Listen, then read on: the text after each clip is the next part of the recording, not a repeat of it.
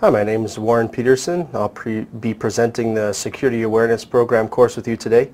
I'm the president of the Security Certified Program. Been a technical instructor for many years before running the Security Certified Program.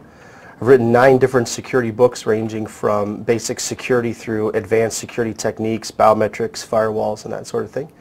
So I look forward to walking through this course with you from basic security awareness through security policy and incident response.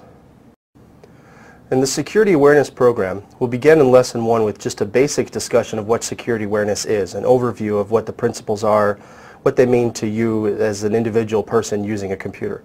We'll talk about a concept called social engineering, followed by identity theft. We'll discuss data classification and why that's relevant to every individual using a computer. The idea of backups, what information you should back up, where it should go, how often you should back up. We'll talk about one of the most important issues related to security, and that's the concept of passwords. How do you create a good password? How do you remember that good password if it has to be really complicated and long? We'll discuss viruses, worms, something called a Trojan horse, and how those impact your computers. And then we'll discuss how you actually use your computer in a secure manner, followed by how you use the internet in a secure manner. With this background knowledge, you now know how to use and access a network or the internet or email in a secure manner. We'll discuss intellectual property and software piracy. Software piracy is a major problem on the internet these days. We'll get into security policies and incident response. In other words, what do you do when a computer incident occurs? When something happens to your computer, how do you respond to that? And lastly, we'll just discuss the overall concept of education and how it relates to security in the organization and keeping a constant updated security awareness in your company.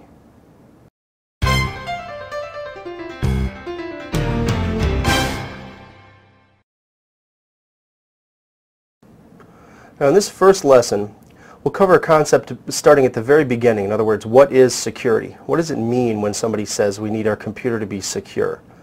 We'll talk about security risks, the types of things that could affect you or impact you, how they specifically affect you as an end user.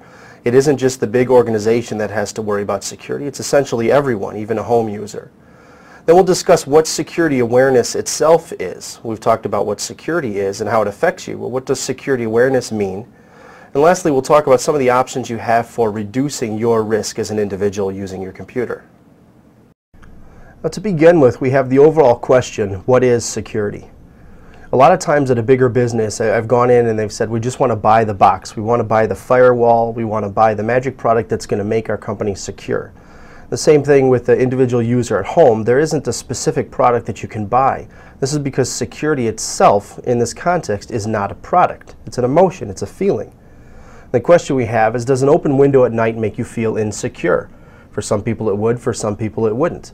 If you're sleeping at home and it's the middle of the night and you have your window open, is that going to bother you? Since there's no direct answer to that, it's the same thing on your computer. You can't necessarily say a yes or no as to whether or not you're going to feel secure with that computer, however it's configured. When you take an analogy of your home to your computer, say millions of people have internet access.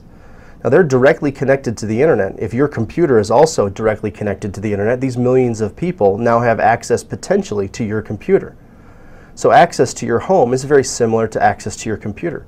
How many doors and windows do you leave open at home? Well, you could look at the same thing on your computer. How many doors and windows do you want to leave open on your computer? Do you want to have it so that anybody could get in whenever they want, or do you want to have it so that only specific people can get in at specific times? So that's how you want to deal with, or how you want to look at dealing with the security of your computer. So kind of the same way as you would look at the security of your home.